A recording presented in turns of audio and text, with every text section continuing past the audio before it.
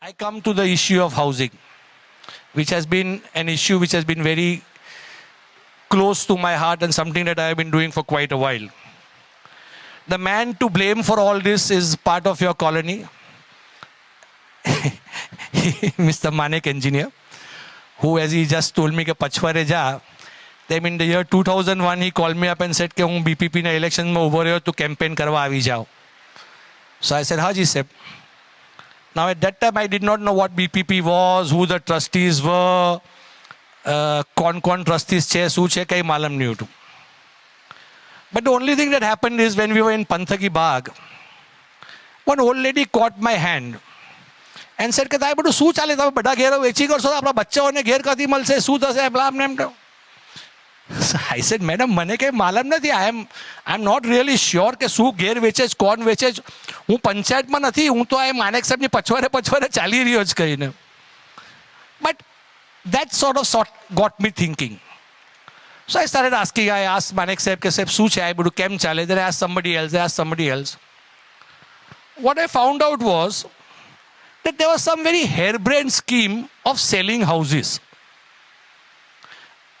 I say harebrained very consciously because a flat in this building on the first floor could be sold in the month of April for 10 lakhs, and the very next flat 10 days later could have been sold for 50 lakhs.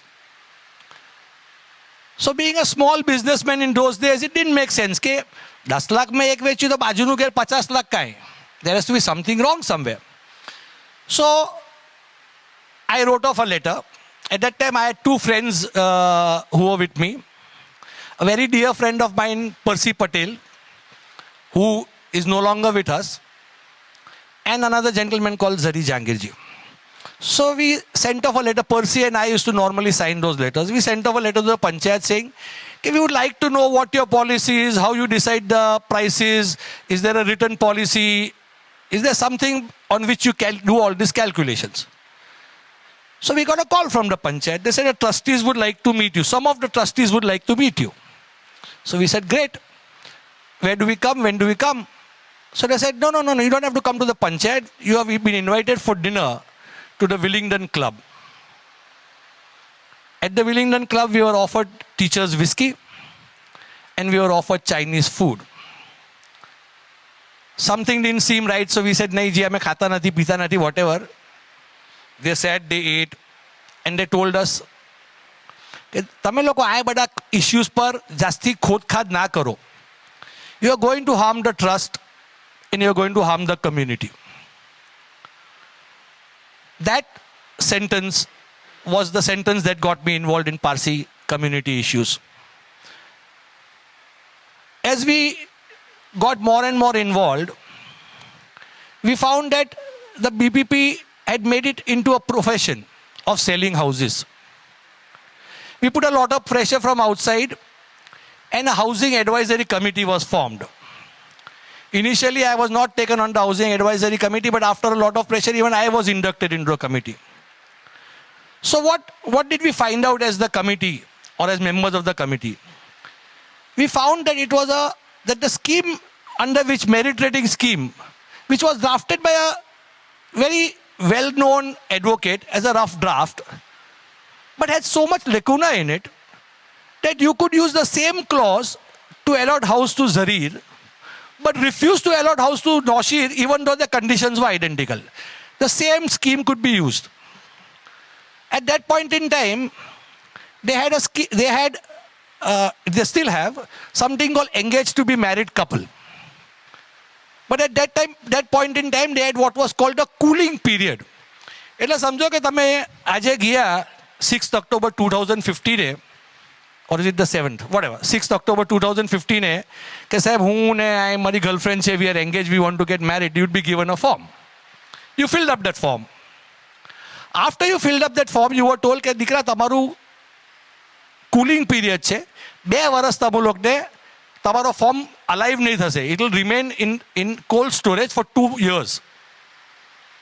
This is of course not true now, but I'll come to that. When they told you that, you said, "Okay, sir," and you went back home. your parents pressurized you, you got married 1.5 years later or a year later, whatever. But you remembered કે 2017 October 6 તારીખે મને જઈને મારા ફોર્મને ખાતા પૂછવાનું છે, 2 years later. So you went to the panchayat and said, sir, I have applied, this is my number, whatever, and you told me it will become alive after 2 years. So they will say, very good, Dikra. Now, are you engaged? Are you still engaged? Tuti buti to take you? Can I say, tuti nahi you? I have gotten married to that girl 6 months ago. भूल की थी पढ़ नहीं गया था मैं हाँ जी साहब मारा मम्मा पापा कहीं पढ़ नहीं गयो sorry away your application cannot be considered under engaged to be married because now you are married. So we now move you to a category called B1. As you progressed in life, as you got children, as you moved ahead, your wife became older, you were moved from one category to the next. The next category was wife below the age of 40.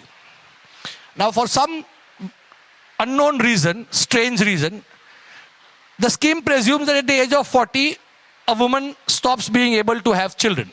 So then you go into a new category called the E category. So people were moved progressively from engaged to be married to the E category. By the time they reached the E category, which was effectively known as the graveyard category, you were moved into a category in which you could sit for 50 years and still not get a house. Of course, you could get a house if you knew a trustee, kaka mama nu koi hoy, ya tamari પાસે paisa hoy to. Fortunately, we were able to move them from the 2-year cooling period to the 1-year cooling period, from the 1-year cooling period to immediate recognition of the engaged to be married couple. Initially, they started allotting houses to youngsters who were about to get married and said, "Aye, tamare khata gher che. If you like, please go ahead and get married and we'll give you the house to you 15 days before, blah, blah, blah. Lagan ni chitti de karo." But I'm told that again it's gone back to being bad and not being allotted. Now, the fact is that how and why is the panchayat working in the manner that it is working today? Amna Zarire kayu thoru ganu, but what he did not touch upon in detail is that technically panchayat nu tariyu nikli gyu chu. There are no funds available with the panchayat. It's bankrupt. It's got zero money. They have stopped the mobile scheme. They have done this. They have done that. Now, why is it that they have no money? This is the largest trust of the Parsis. The Parsis are one of the richest communities. Why do we have no money? Because the only money that the panchayat is able to raise is by selling the houses that are available to you. So how does it work? You go to the panchayat, they say, Jarbag 1 crore, Rustambag 2.5 crore, Nesbag 4.5 crore, Khushrubag 5.5 crore. Bolo sab kehu joye. It is literally working like that. And then they say, okay, Tanjan no auction karsu, pelu karsu, olu karsu. Some amount of drama accompanies this nonsense. So we strongly believe that there are two parts to this sale of houses. One is that there are certain tenancy rights. And tenancy rights by law today are encashable. So those who are tenants and who want to encash their tenancy rights will have to be allowed, if you want to follow the law of the land, to encash the tenancy rights. And the Bombay Parsi Panchayat as a landlord would be eligible to take their share of that amount, which can be between 25, 30 to 40% or thereabouts. They right now take about 40 to 50%. The other is that they are selling off all the houses that are available in Rustambag, Kushrubag, Nesbag, whatever. Now, what would you say is wrong or illegal in that? Well, the fact remains that these houses are not meant for sale. And the trustees are not the owners of these properties. The properties vest in the trustees. The properties for the 7 years belongs to the trustee as if it was his own. But he's still a custodian. The properties belong to the community. The real owners are the beneficiaries of the properties. So what does a trustee have to do? All that the trustee has to do and can do is follow the wishes of the donor. For example, the 5 Wadia Bags, the donor is very clear. Jarbai Wadia has very clearly said that these housing colonies are to be used to house the poor and the middle class. And whatever resources generated from that should be used to either build more houses for the poor and the middle class or to look after my colonies.